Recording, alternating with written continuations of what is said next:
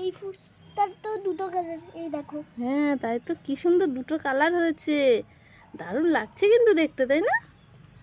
একটা ফুলে দুটো কালার, আবার একই গাছে পুরো এক কালারের ফুল হয়েছে, আবার এক ফুলে দুটো কালারও হয়েছে, এত ভালো লাগে।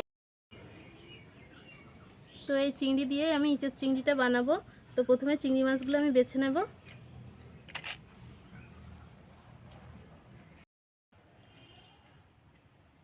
তো মাছগুলো আমি ভালো করে বেছে ধুয়ে নেব।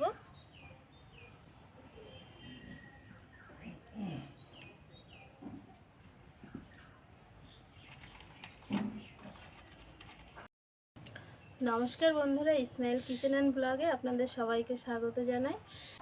রান্না বসিয়ে দিয়েছি, ভাত হচ্ছে। এদিকে আমি তরি তরকারিগুলো একটু কেটে নিচ্ছি।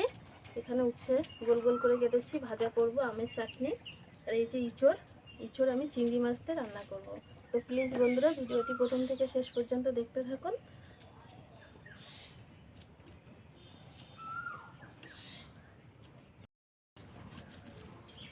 তো ইচড়টা কাটার জন্য আমি হাতে একটু সরষের তেল লাগিয়ে নিচ্ছি।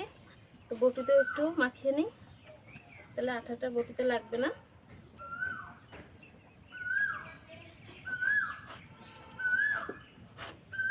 একদম কচি ইচড়, দেখুন।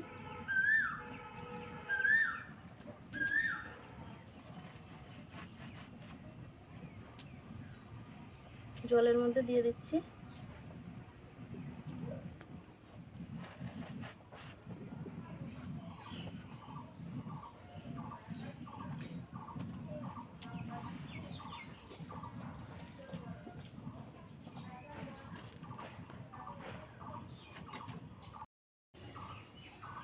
তো এই যে দেখুন, এই ইঁচড়গুলো আমি এরকম গোটা গোটা করে কেটে নিয়েছি।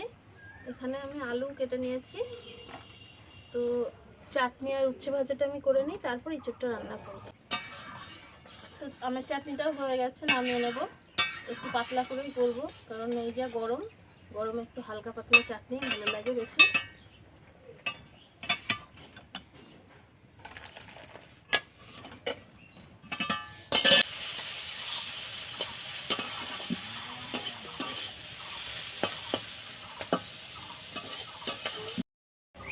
তো উচ্ছে ভাজাটাও হয়ে গেছে, এবার আমি ইঁচড়টা রান্না করব।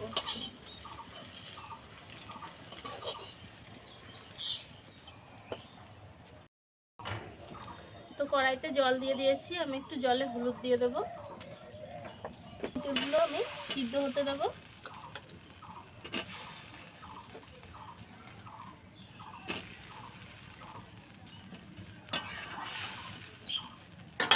তো 15-20 মিনিট আমি ফুটিয়ে নেব ভালো করে।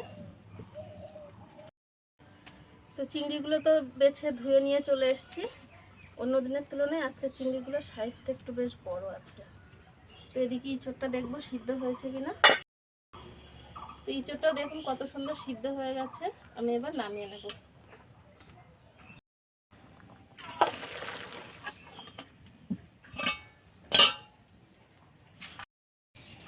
তো মাছে একটু লবণ হলুদ মাখিয়ে রাখবো।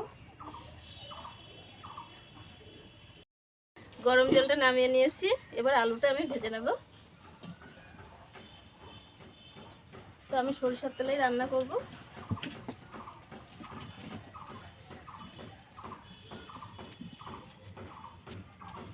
কড়াইতে দিয়ে দিচ্ছি সরিষার তেল। তো তেলের মধ্যে আমি লবণ দিয়ে দিচ্ছি।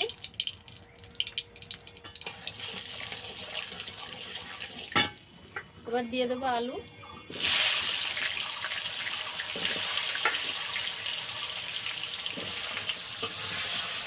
আলুটা খুব ভালো করে ভেজে নেবো, লাল লাল করে।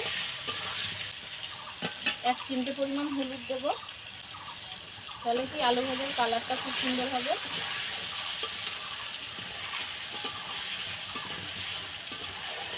দেখুন আলুটা একদম লাল লাল করে ভেজে নিয়েছি, আলুটা তুলে নেব।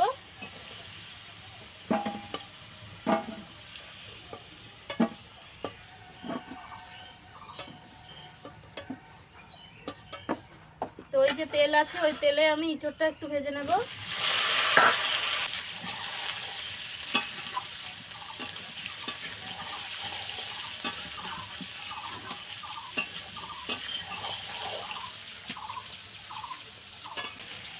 ইঁচড়টা আমি ভেজে নিয়েছি, তুলে নিচ্ছি।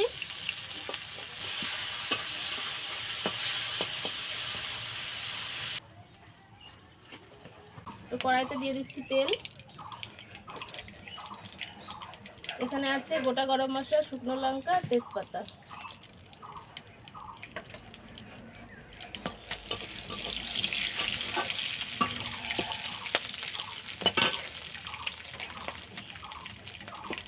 এবার দেব পেঁয়াজ কুচি।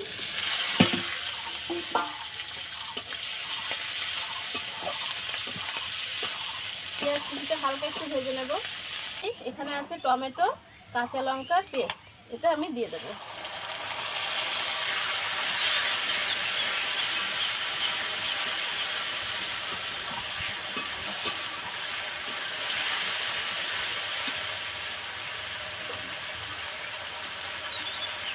আর দেবো শুকনো লঙ্কা, আদা, রসুন, এটা আমি দিয়ে দিচ্ছি।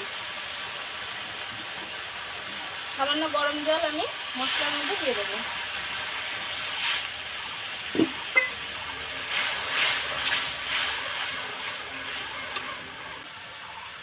1 চামচ ধনে গুঁড়ো, 1 চামচ জিরে গুঁড়ো,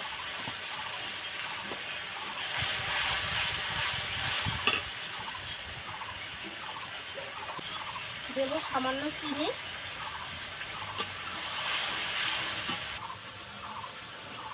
হলুদ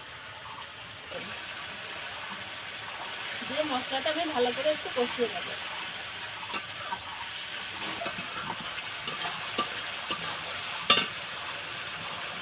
মশলাটা কষানো হয়ে গেছে। এখানে যে ইঁচড় আর আলুটা ভেজে নিয়েছিলাম সেটা আমি দিয়ে দিচ্ছি।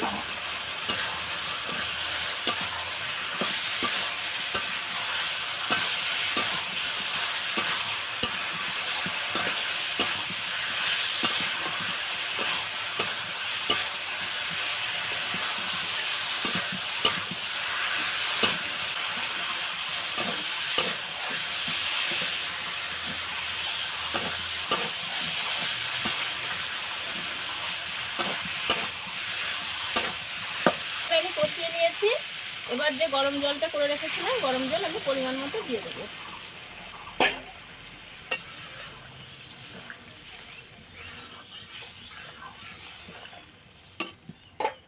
এখানে যে চিংড়ি মাছটা ভেজে রেখেছিলাম, চিংড়ি মাছটা আমি দিয়ে দিচ্ছি।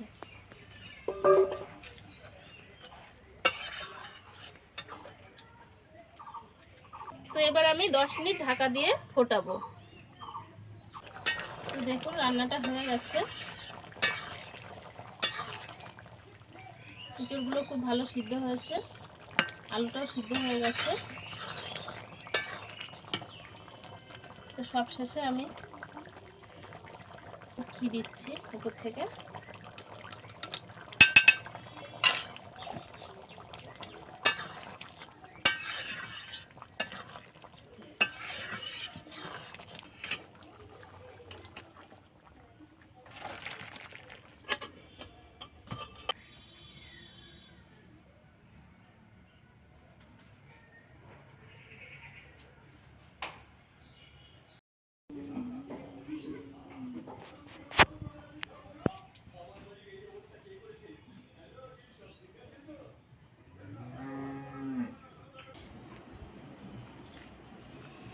তো সবার তো খাওয়া দাওয়া কমপ্লিট। তো ঘরেই বসে গেছি খাবার দাবার নিয়ে।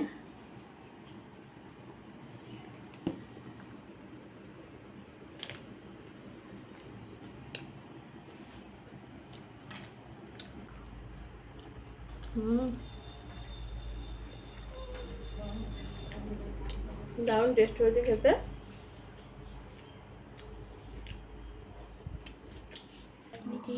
তো আপনাদের যদি ভিডিওটা ভালো লেগে থাকে অবশ্যই আমার পাশে থাকবেন। অনেক ভালো থাকবেন সবাই। আজকের মতো তাহলে টাটা।